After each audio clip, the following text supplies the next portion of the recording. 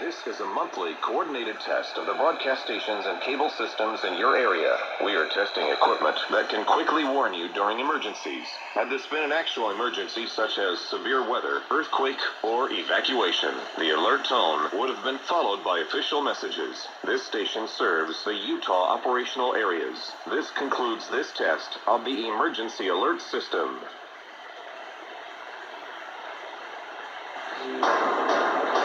A powerful What? calls for a greater response. No EOM tones? Okay then. Well, that was my first test of the emergency alert system DXing. This FRX3 didn't do too bad.